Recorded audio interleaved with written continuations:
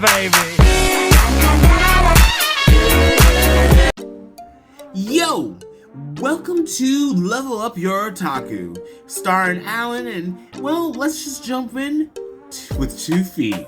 Alright, so, ever since we entered into the final saga, the colors have popped. For me, in such a way that I found myself uplifted, captivated, bewitched by the different pigments that the artist team chose to use to garner our attention to Gear 5th. Now, Gear 5th was absolutely no different. Right from the beginning of the episode, it picks us up where we last saw Luffy in the middle of some sort of transformation of some type. Now, I know. Why in the world are we talking about Gear 5th? This is Friday, and Gear 5th came out last week, and everyone has been talking about it. Everybody and your mama's been talking about it because they crashed down Crunchyroll sites and crashed all these contraband sites. But you know what? It's my turn. So sit down, take a seat, and this video will end pretty shortly.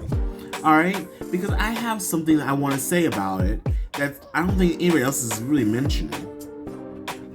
So, in this transformation, it is said that this is the most ridiculous power in the world. And it's a zone transformation, not a paramecium transformation like most people think, but it's a zone transformation. The zone transformation is the zone transformation Hito no Mi model Sun God Nika. Now, this is aka Joy Boy. And for you saying, well, for the old parts of the anime, it's always been Gamu Gamu no Mi. I know, the rubber fruit. But according to Dr. Vegapunk, the rubber fruit does not even exist. And actually, it is the Sun God Nika. Hito no Mi model Sun God Nika. Hito means human. The human fruit model Sun God Nika. Now, it says by awakening, the user may simply fight however they see fit, and the drawbacks of using this overpowered metamorphosis still have yet to be revealed, and this is where I wanted to make a video on, and I want to say, or have they? During the change, Luffy says, "My heartbeat feels so funny," and you can hear it in the sound effects that they use, like doing, doing, doing, doing, doing, doing, doing. See, maybe just like his other gears, Gear 5th is also taking a humongous toll on his body. Even more, Oda-sensei slightly reminds us that although this is an anime and Luffy is indeed the protagonist, that Luffy is still human. I'll repeat that for you in the back. Luffy is still a human. So, I think the mangaka is stressed this point by renaming the fruit, the human fruit, as a human. Luffy has been through a lot, haven't he? I mean, you dig me? You have the Gear 2nd, the Gear 3rd. In Enies Lobby, you have Gear 4th in Dressrosa, which has been shortening his lifespan because it puts so much strain on his body. Then you had Ivankov injecting him with hormones, which shaved 10 years off his lifespan. Then again during the Marineford War to revive him, which was another, I assume, 10 years, but they didn't really say anything. But 10 years, keeping in mind that Luffy is only 19 years old, which I was pretty geeked about that, because I was like, oh my god, he's 19 years old? I cannot be idolizing him like this, because he is only a 19-year-old young boy. So he's losing more and more of his lifespan. And if you pay close attention to Kaido versus Luffy battle in Gear 5th, he might be placing even more strain on his already exerted body.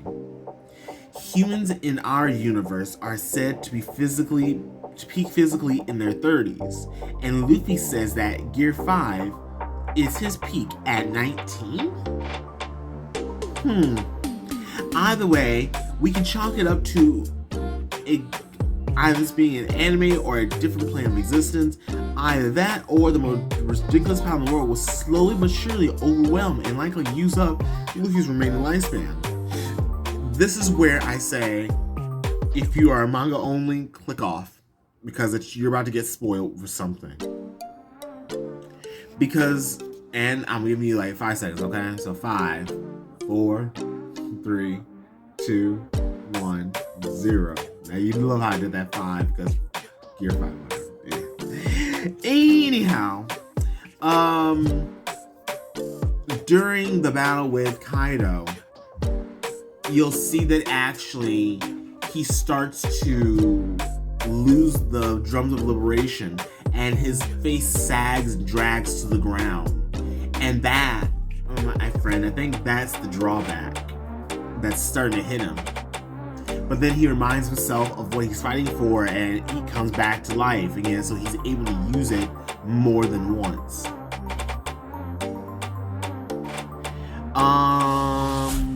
Through that, Joy Boy, who seems to have been reincarnated through the Nika fruit, seems to be enjoying himself. His characteristics remind me that of a child. It's his laughter, and then he claps his feet.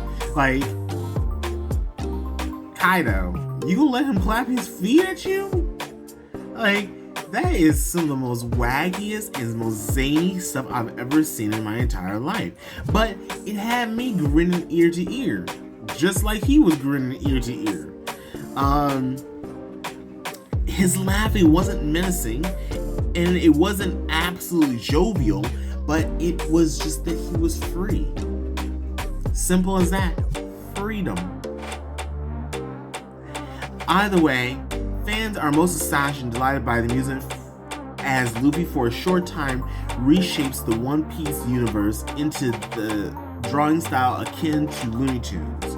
Shout out to Toei Animation for bringing together some of the biggest animators such as Tatsuya Nagamine, who also worked on Dragon Ball Z Super Broly, Waylon Zhang, who you may know from Jujutsu Kaisen, Naotoshi Shida, a legend who contributed to Goku vs. Jiren, think Ultra Instinct, Vincent Chanskard, who worked on Zoro vs. King, and many, many more. I also will say that I apologize if I slaughtered any of your names.